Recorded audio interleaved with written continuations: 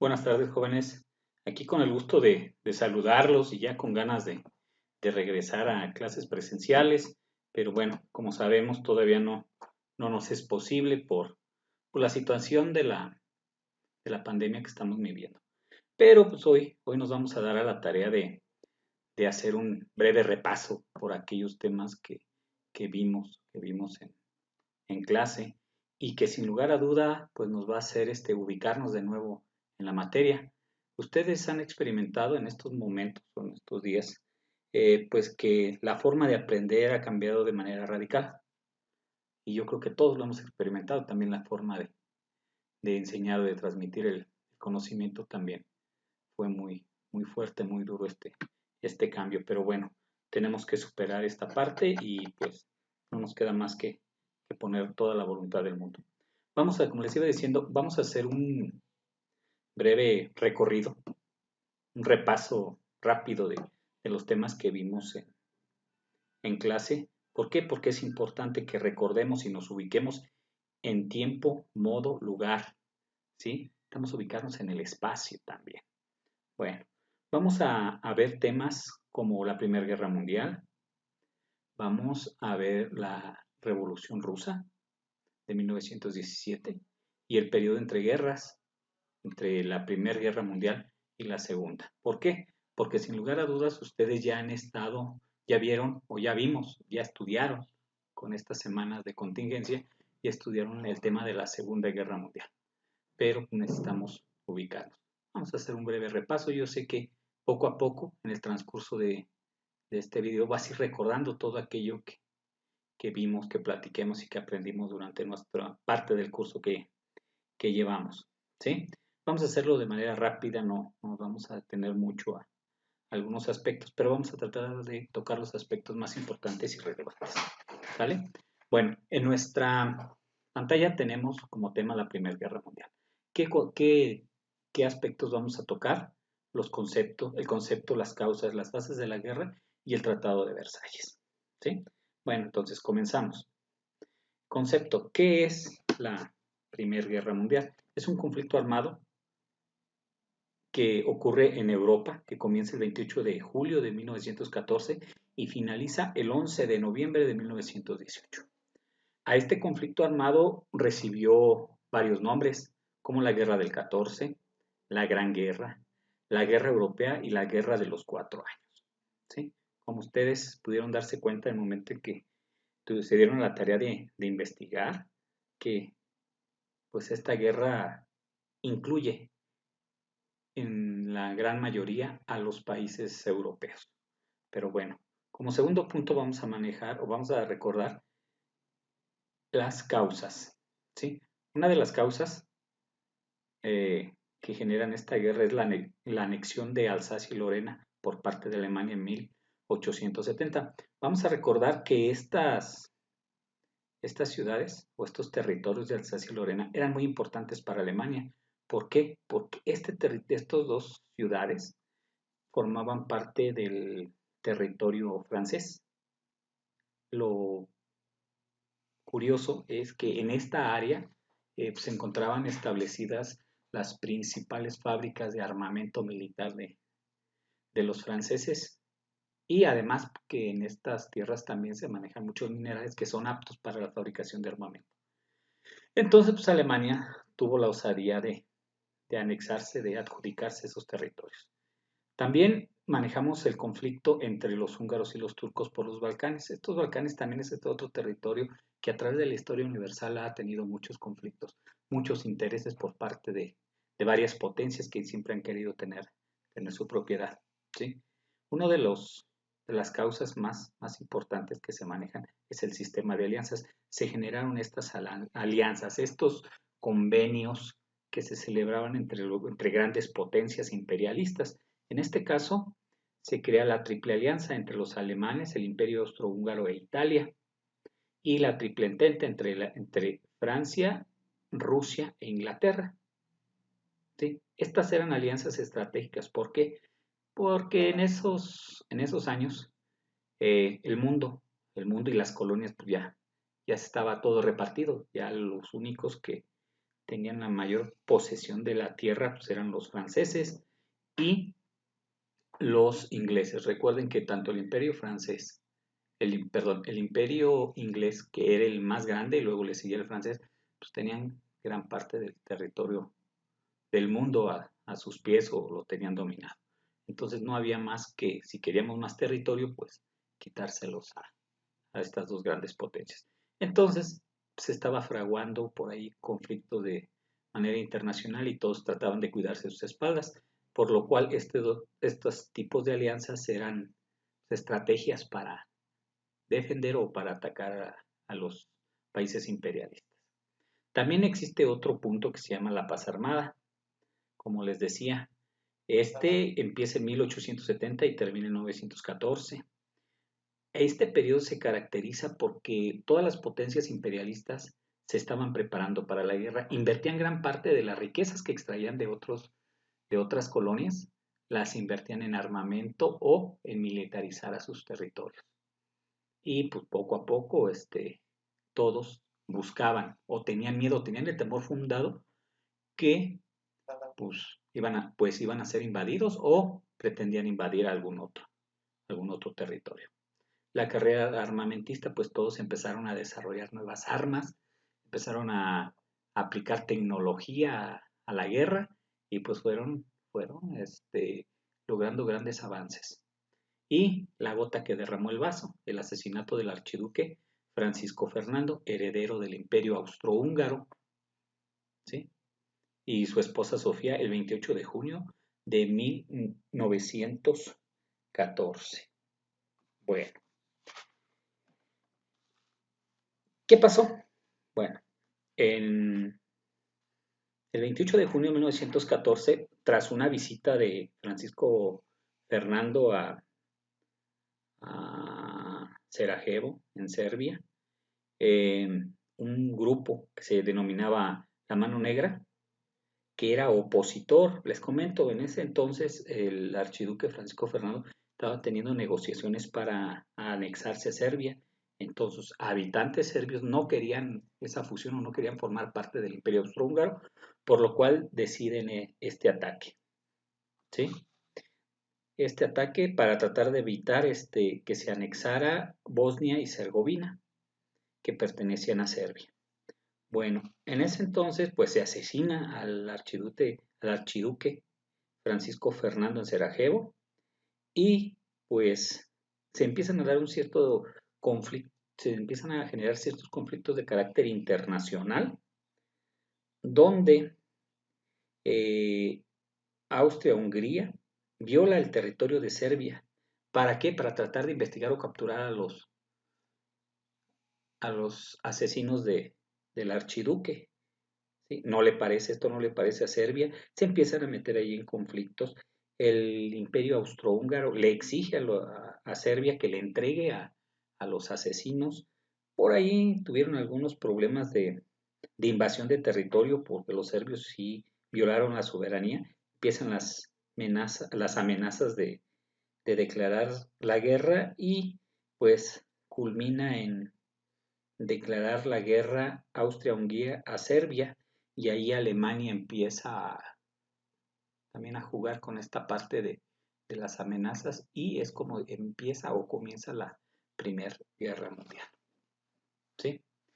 El siguiente punto tenemos las bases de la guerra. Bueno, ya checamos cómo iniciaba. Los alemanes tenían planeada una guerra rápida. ¿Sí? Ellos le llamaron la guerra de movimientos o Plan Schlieffen. Tenía dos frentes. El primer frente era invadir Bélgica para llegar a Francia y poder dominar y así enfrentar a los ingleses. E invadir Rusia. Recuerden que Rusia en aquel momento pues sí era una potencia, pero era una potencia, o las potencias de aquel entonces se consideraban por las grandes extensiones de territorio, pero también recuerden que Rusia tenía mucha extensión de territorio, pero pues se encontraba atrasada política, social y económicamente y militarmente también. También entonces los alemanes pensaron que era favorable para pues anexarse un buen territorio y poder continuar sus invasiones. Esta guerra de movimientos no duró más de 2 años. Llegó el punto en el que la guerra se estanca, ¿sí? Y es donde comienza el periodo que se le llama como la guerra de trincheras. Las trincheras, pues son unos hoyos en unas zanjas en la tierra grandes, como lo podemos ver en esta parte. Aquí lo podemos ver, pues son ciertos hoyos que nos ponían a ras de piso y desde ahí pues estaban cuidando, pues no, el avance del contrario. Estaban y duraron varios años bajo esa temática. Cuando vieron pues los alemanes que no podían, o los países aliados no podían avanzar, pues optaron por implementar la guerra submarina. Les comento, aquí entre la guerra submarina los alemanes implementaron el primer submarino de guerra que pues, les dio mucha lata o les dio bajas a los barcos militares de los ingleses. ¿Sí? Aquí te ponemos una imagen de cómo el submarino hundió muchos barcos de ellos y estuvieron pues en una contienda muy pareja. ¿Sí? Aquí el problema es cuando estos submarinos hunden un barco estadounidense, Luciana se llama. ¿Sí? Fue el motivo exacto o perfecto para incluir a Estados Unidos en la Primera Guerra Mundial, que empieza a hacer alianzas y es donde comienza a disminuir el conflicto bélico hasta llegar a la firma de un armisticio. Si recuerdan que un armisticio pues era un cese al fuego. ¿Sí? Ya posteriormente se firma en el Palacio de Versalles el Tratado de Paz. ¿Cuál es la importancia de este Tratado de Paz o del Tratado de Versalles? Pues que se condena a Alemania a pagar todos los gastos de guerra porque ellos eran considerados los que originaron este conflicto de la Primera Guerra Mundial. Le reducen sus ejércitos y también pues lo obligan a pagar los gastos de guerra, les quitan territorio, los dejan muy mal parados. Pero bueno, hasta aquí de manera rápida lo que es la Primera Guerra Mundial. Bueno, vamos a ver ahora la Revolución Rusa. ¿Qué les parece? Revolución socialista. A ver. Vamos a la Revolución Socialista. ¿Sí? Bueno, ya una vez que... Miren, la Revolución Rusa se da en el marco de la Primera Guerra Mundial. ¿Sí? 1917. Y al igual que en la otra, vamos a manejar el concepto, las causas. Si les recuerdo, la Revolución Rusa se da en dos momentos, o se maneja como dos revoluciones, la de febrero y la de octubre, ¿sí? La de los burgueses y la de los soviets. ¿Sí? Vamos a ver un poco del gobierno de Stalin y los planes quinquenales. ¿Vale? Bueno, ¿qué es una revolución? ¿Sí? La palabra revolución proviene del latín revolutio, que significa revuelta. Revolución es un cambio radical y profundo de manera violenta que incide en el futuro inmediato. Implica por lo general un cambio violento en las estructuras sociales, políticas y económicas de un Estado. Por lo cual, aunando todos estos conceptos, podemos decir que la Revolución Rusa es el cambio violento que sufre Rusia en sus estructuras sociales, económicas y políticas en 1917. ¿Sí? Vamos a manejar un poquito de antecedentes. ¿Sí? ¿Qué tipo de gobierno existía en Rusia en aquel entonces? Existía un gobierno monárquico. ¿Sí? En las monarquías, la forma de gobierno implica una jefatura de Estado, pero esta jefatura de Estado se ve representada por una sola persona. En este caso puede ser el rey, el emperador o el zar, que así le llamaban en Rusia. ¿Sí? Esta forma de gobierno o este poder absoluto que tienen el jefe de Estado o el zar es de manera vitalicia y hereditaria. Él provenía de la familia Romanov, que ya tenía varios siglos gobernando Rusia, ¿sí? El emperador de aquel entonces fue el zar Nicolás II. Rusia en aquel entonces pues, era un país grande en extensión, pero atrasado política, económica y socialmente, ¿sí? Bueno, las causas. La guerra ruso-japonesa. En 1905, los rusos deciden invadir Manchuria y la península de Corea. ¿Esto por qué? Lo que pasa es que allá en los rusos en el invierno pues se les congela, hasta el mar se les congela, entonces llega un momento en el que están incomunicados y ellos buscaban una salida o tener acceso a un mar de aguas más cálidas que les permitiera estar transportando sus mercancías o que les permitiera pues tener acceso al mundo en invierno. Entonces pues se le ocurre a Nicolás II pues declararle la guerra a Japón para quedarse con ese territorio. Como ustedes saben, pues los japoneses son muy aguerridos y no pudieron ganarles. No pudieron ganarles y pues esto fue una causa que no le gustó al gobierno, a la gente que era gobernada por Nicolás II y pues tuvieron graves consecuencias. ¿Por qué? Bueno, dentro de esta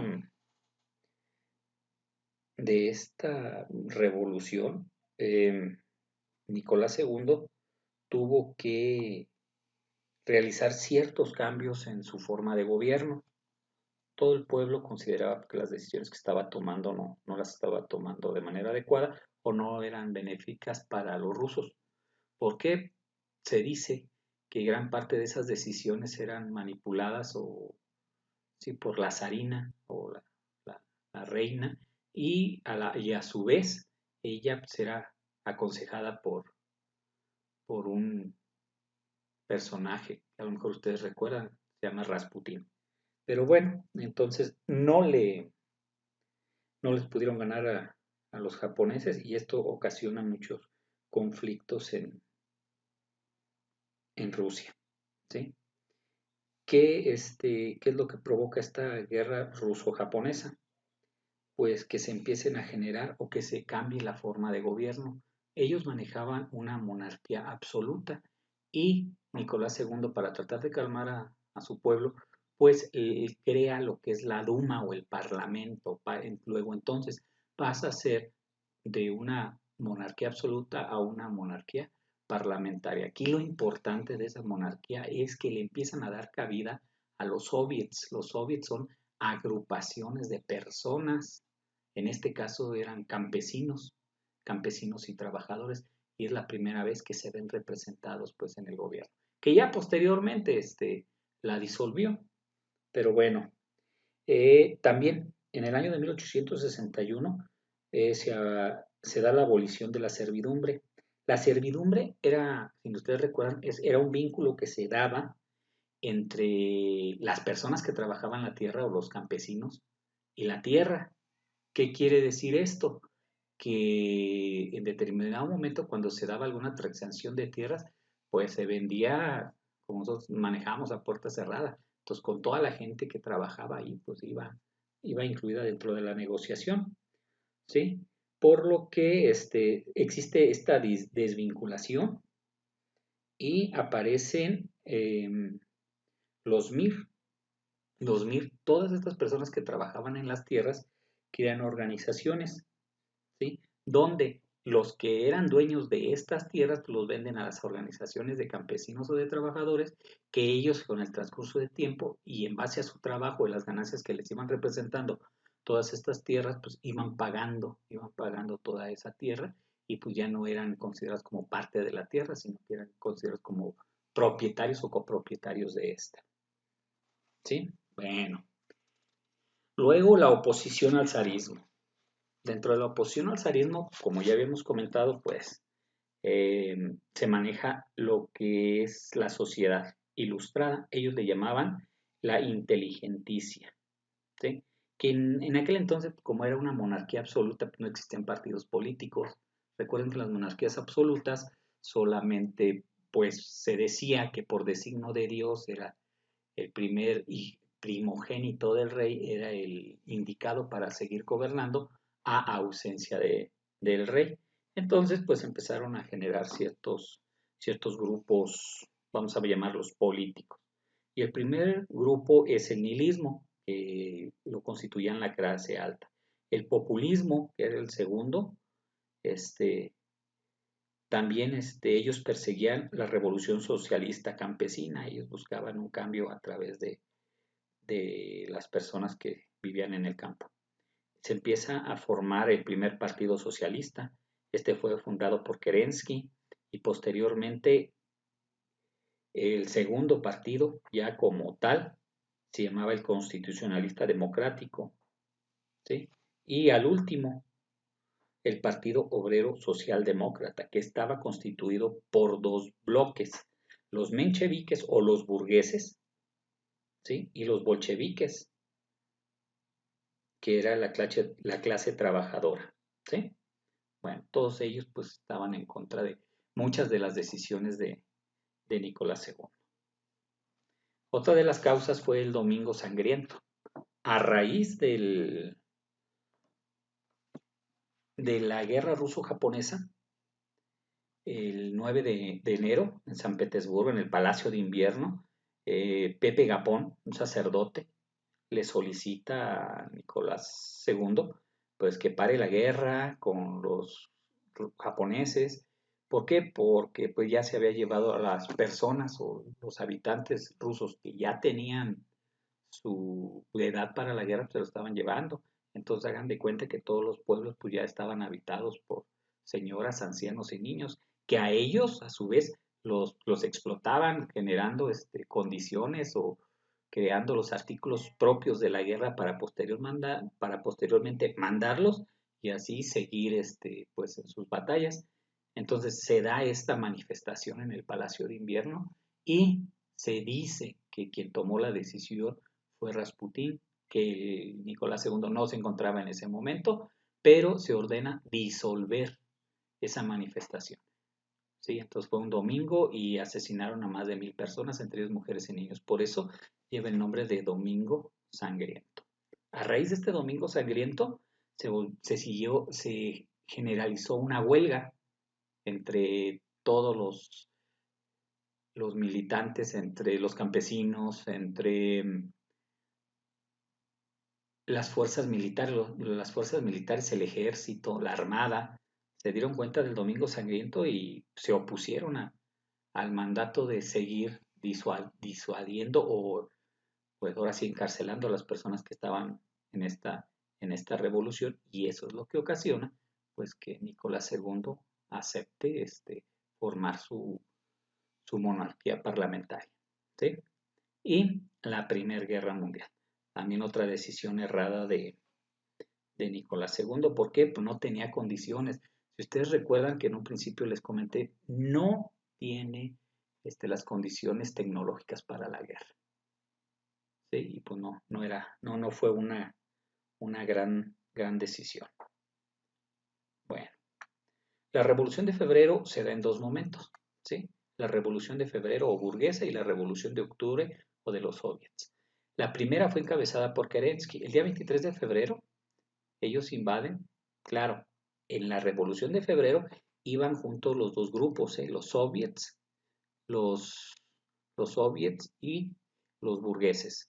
Los mencheviques y los bolcheviques entran al Palacio de Invierno en San Petersburgo, estallan una huelga general, se establece un gobierno provisional y fue Kerensky el electo para llevar a cabo la transición. Y el 3 de marzo abdica Nicolás II, si se retira, deja la corona. Bueno, posteriormente, ya instalado Kerensky, instala un gobierno democrático. Este gobierno democrático burgués no le gusta a Lenin, ¿sí? No le gusta a Lenin y él crea su tesis de abril, en ese momento crea su tesis de abril y lo resumimos todo en un lema, y este lema es todo el poder para los soviets. No estaban ellos dispuestos a compartir el gobierno con Kerensky o con los burgueses. ¿Sí? Bueno, todo este gobierno, el gobierno de febrero, fracasa por la decisión de continuar con la Primera Guerra Mundial.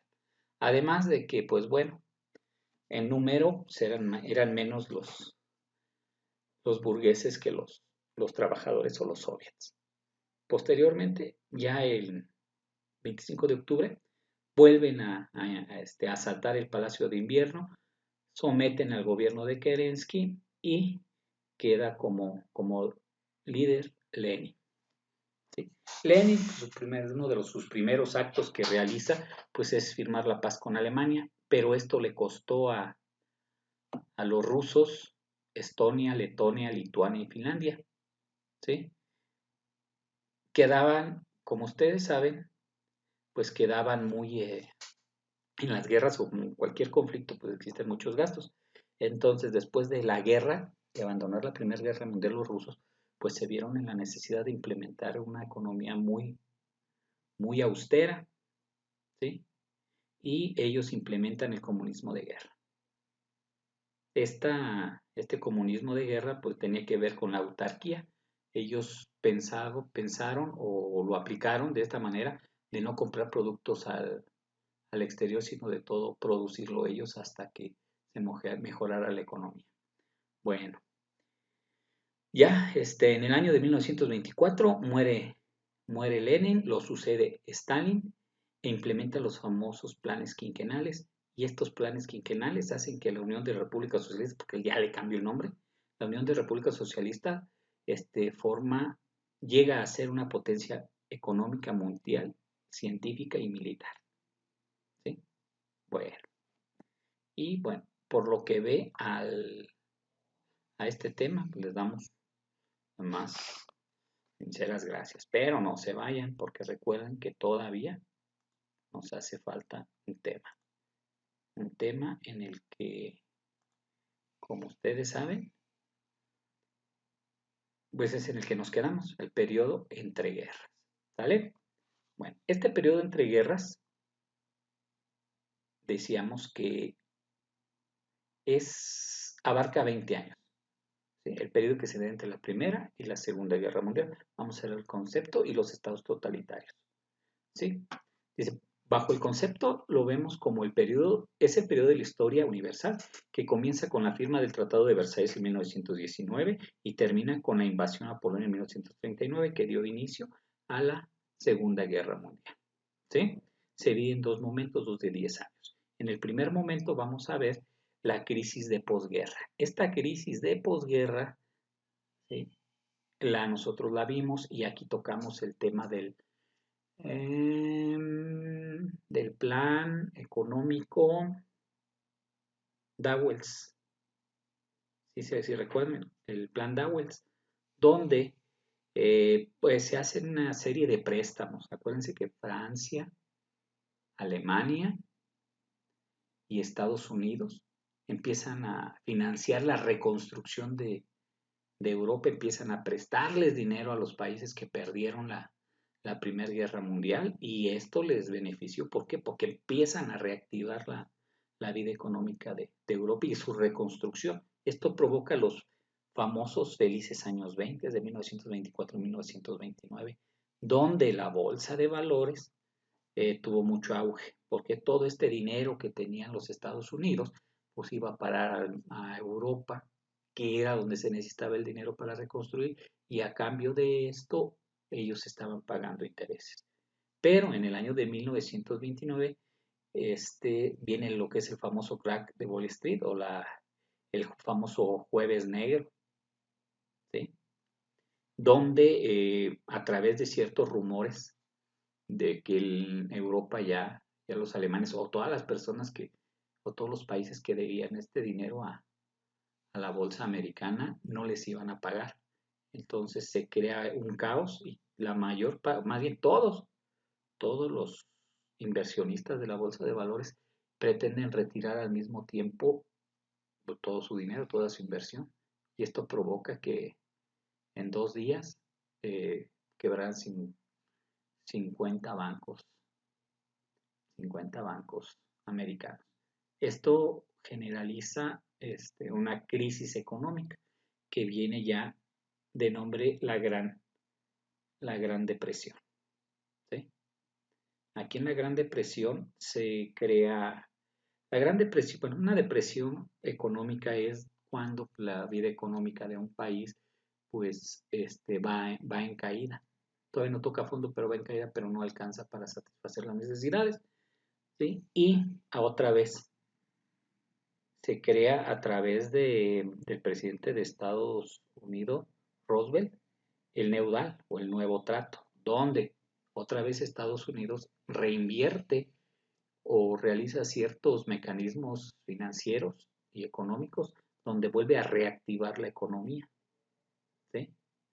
Bueno, pero después de la Gran Depresión en Europa se empiezan a transformar, o la mayoría de los europeos pues, estaban eh, económica y moralmente derrotados. Primero, por haber perdido la Primera Guerra Mundial. Segundo, vivieron, y los que no la perdieron, pues vivieron los destrozos de la Primera Guerra Mundial y todas sus casas, sus territorios se vieron destruidos. Entonces, anímicamente andaban mal. También en cuestiones económicas. Y se empiezan a generar varios cambios. La gente empieza a exigir, a tener nuevas exigencias con sus líderes y la primera de ellas era solventar la situación económica. Los gobiernos que se estaban manejando de corte capitalista y marcados en un sistema de gobierno monárquico, pues no dieron aquellos cambios que la sociedad requería y empezaron a brotar nuevos líderes. Este es el caso de Mussolini, Hitler, Francisco Franco, que ellos empezaban pues a decirle a la gente lo que quería escuchar y a prometer cambios económicos. Y pues no sé si afortunado o desgraciadamente lo consiguieron. ¿Sí? Se crean los estados totalitarios. Vamos a ver qué es un estado totalitario.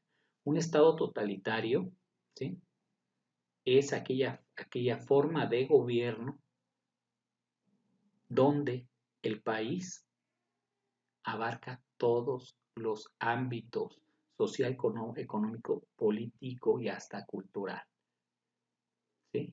Ellos determinan qué, cómo y cuándo, qué hacer.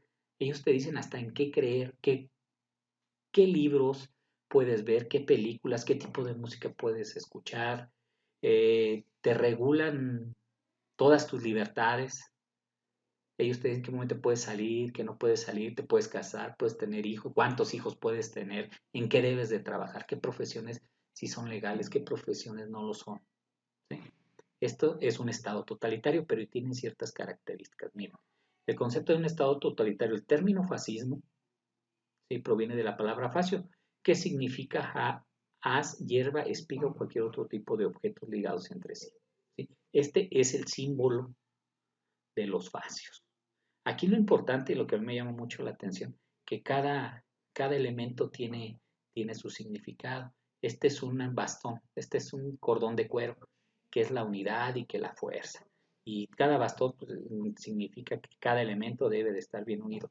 Pero esta hacha significa el poder o la autoridad que tiene el gobierno sobre la vida y la muerte. Fíjense nada más. Y este tipo de estados totalitarios aparecen en primer término en Italia, con Benito Mussolini. ¿Sí? Los estados totalitarios tienen ciertas características. Dice, el totalitarismo de Estado.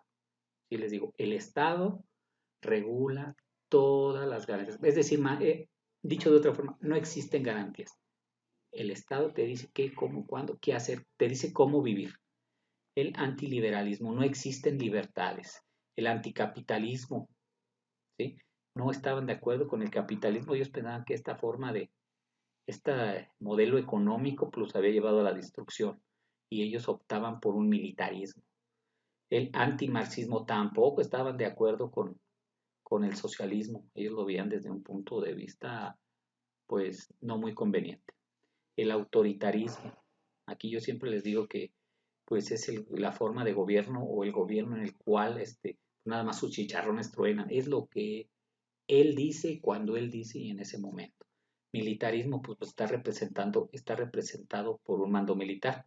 El ultranacionalismo. Esta parte del ultranacionalismo es un sentimiento que ellos inculcan a toda la gente, ¿sí? Un amor, cariño, un respeto, una veneración hacia su nacionalidad o hacia su gobierno, ¿sí? Que los hace actuar fuera de toda lógica y de toda razón, ¿sí? Y el racismo o la xenofobia. El racismo, pues bueno, se vio más explícitamente con los nazis, al igual que la xenofobia. La xenofobia no es un miedo a quedarse sin cenar, es un miedo que se tiene a los extranjeros. El racismo, ¿sí? Tiene que ver con las razas. Con las razas, si ustedes recuerdan, este tipo de estados tenían un odio por personas de cierta raza, en este caso, pues los judíos. Los estados totalitarios que se formaron en Italia es el fascismo con Benito Mussolini. En Italia, el nazismo alemán con Adolf Hitler, España, la falange española con Francisco Franco, y en Japón el militarismo con el emperador Hirohito, ¿sí? Vamos a ver ahora lo que es el fascismo italiano. El fascismo italiano comienza con Benito Mussolini, ¿sí? Este Benito Mussolini crea dentro de su pequeño partido político un grupo que él le llamó el Fascidi di Combattimento, los fascios de combatimiento o el grupo de combatimiento. Este pequeño grupo era un grupo paramilitar. Los grupos paramilitares son aquellas organizaciones que no forman parte del gobierno, pero que están constituidas por exmilitares y que es un brazo armado, pero no legal. Es un brazo armado de los gobiernos para hacer el trabajo sucio, ¿sí? Entonces, Benito Mussolini crea primero su facility de combatimiento, luego lo crea con este grupo un partido en 1921 y ya estando constituido como partido, se suma con otros partidos que tampoco estaban de acuerdo con el gobierno de Víctor Manuel II y generan la Marcha sobre Roma. Es una manifestación que hicieron estos personajes para exigirle a Víctor Manuel II que pues nombrara canciller a Benito Mussolini. Él tuvo la gran idea de a todos estos grupos del partido nazi vestirlos con camisas negras, ¿sí? El emperador Víctor Manuel II pues no tiene más que acceder porque él tenía miedo a que en Italia pues le pasara lo que le pasó a Nicolás II, que se generara el socialismo o que estallara una revolución civil dentro de Italia, ¿sí? Ya una vez que Benito Mussolini fue nombrado canciller, él crea la obra, un brazo armado, una organización de vigilancia y represión fascista. Él logra hacer que no existan más partidos políticos que el partido que él fundó, el Nacional Fascista. Y todas aquellas personas que se oponían, pues eran reprimidos por este grupo paramilitar, pero eran los mismos fascistas de combatimiento, pero ya con autorización del gobierno, ¿sí? Dentro de su gobierno que realizó Benito Mussolini, se firma el Pacto de Letrán. El Pacto de Letrán es un convenio que realiza él como representante de los italianos con la Santa Sede, con el Papa Pío XI, porque es que ahí, bueno, no sé qué tanto sepan ustedes del Vaticano, pero el Vaticano está ocupando el territorio italiano y ahí hicieron una especie de convenio donde el Estado italiano le iba a respetar el espacio que ocupa el Vaticano, le iba a respetar su soberanía. ¿Sí? A cambio de eso, pues Benito, el Papa, le solicita que sea reconocida como la religión católica, como la oficial de, de los italianos. Pero bueno, él también, como todavía, pues tenía, su gobierno todavía tenía, pues le alcanzaron los efectos de la, del crack de Wall Street, del Jueves Negro, de la Gran Depresión, pues también empieza a crear sus planes económicos y también se basa en la autarquía y él genera ciertas estrategias o programas económicos como la batalla del trigo, ¿sí? La lira y la de los nacimientos. Son apoyos que se les daba a los sembradores del campo. Se le trata de dar mayor realce a la moneda italiana y apoyo a todas las personas que tuvieran familia, apoyos a los nacimientos. Vaya, les ayudaban a hacer crecer a sus muchachos. Y establece la ley Rocco en 1929. Esta ley Rocco pues suprime todas los derechos económicos o más bien derechos políticos y de expresión de cualquier partido político. ¿Sí? Bueno, ya posteriormente, pues vamos a ver el nazismo alemán. Han de conocer mucho aquí a mi amigo Adolf Hitler, ¿sí? Y a su cruz esvástica que tiene mucho significado, es muy impresionante hacer por gran parte del conocimiento que tenemos de lo que significa este periodo de la historia. ¿Sí? Bueno. Mm, ay, ay, ay. No le hagan caso a esto. Bueno, tenemos pues que Adolf Hitler forma un partido, el partido nazi en sus inicios y que él a través de ciertas políticas comienza a querer llegar al poder. Su primer gran, no sé si sea logro o fracaso, fue el Putsch de Múnich, donde a través de un golpe de Estado él pretende llegar a la Cancillería o a ser el presidente de Alemania. No lo consigue, al contrario, lo encarcelan, lo enjuician, le dan 5 años de sentencia, de los cuales nada más pasa 9. Ya ven cómo es la política. En el tiempo que estuvo guardado, recluido, crea o escribe un libro que se llama Mi lucha, donde él expresa o hace público el odio que tiene hacia los judíos, porque él considera que ellos fueron los causantes que Alemania perdiera la Primera Guerra Mundial. Y de ahí pues empieza a desatar lo que es el gran misterio de este personaje.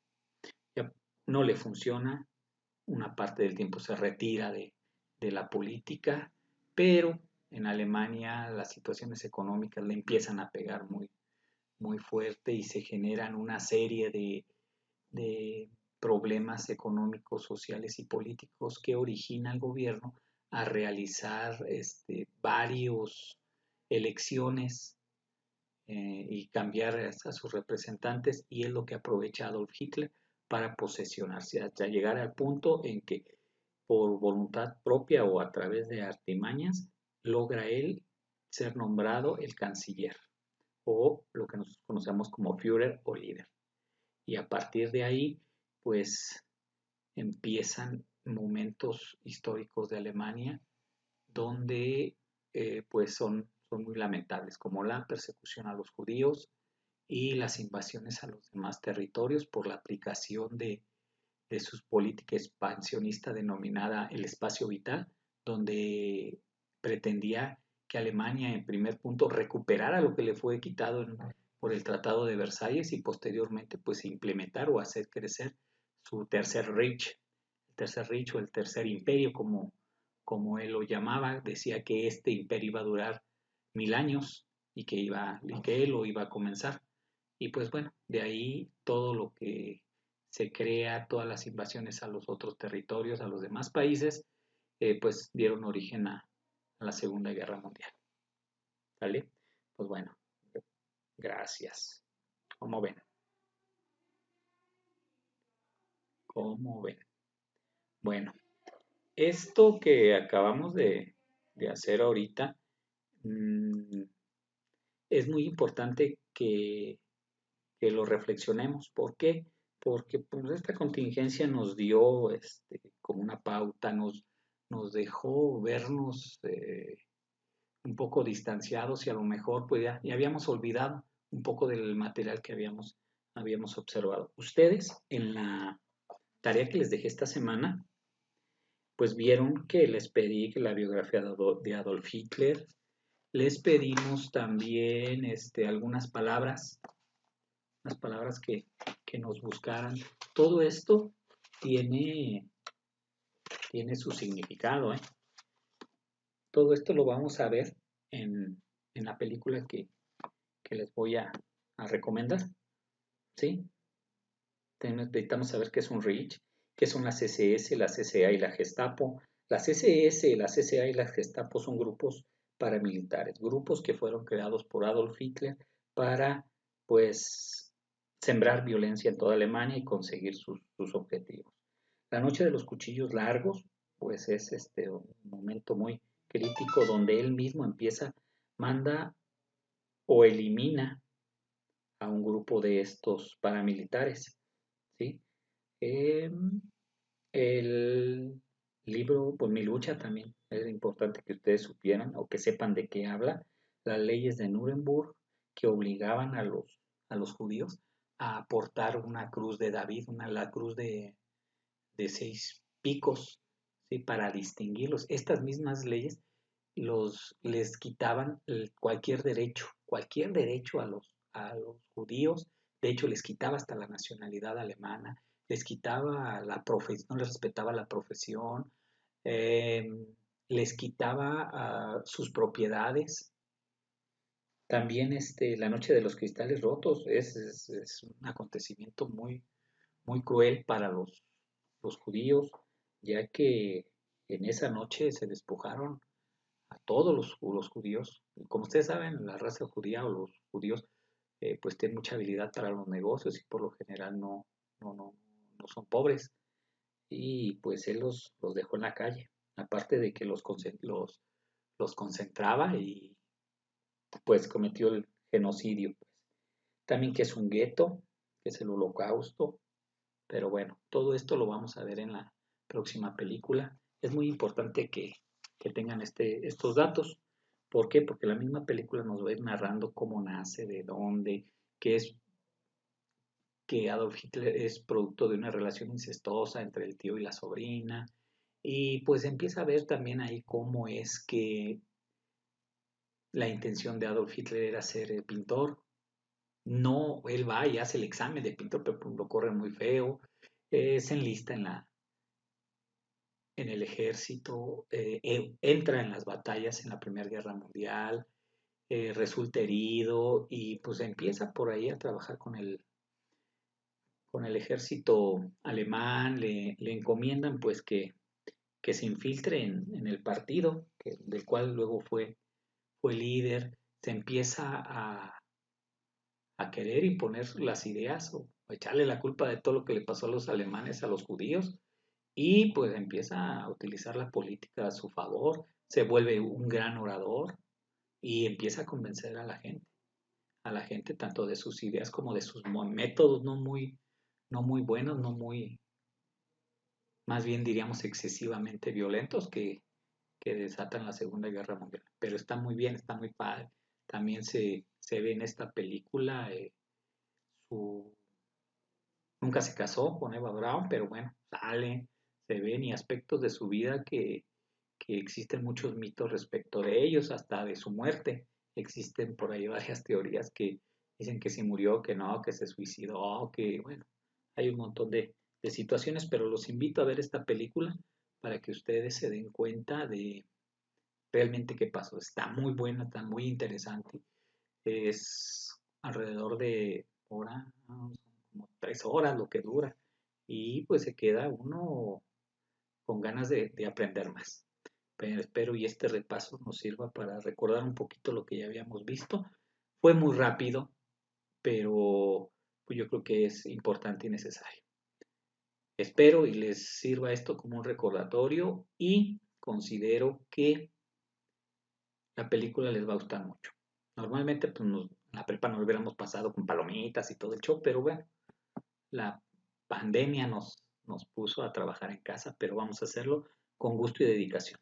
Todo por el futuro y nuestra formación. Jóvenes, pues muchas gracias y estamos a sus órdenes tanto en el WhatsApp como en la plataforma o de manera personal. Pues jóvenes, muchas gracias y espero verlos pronto en la prepa y seguir conviviendo con ustedes. Muchas gracias.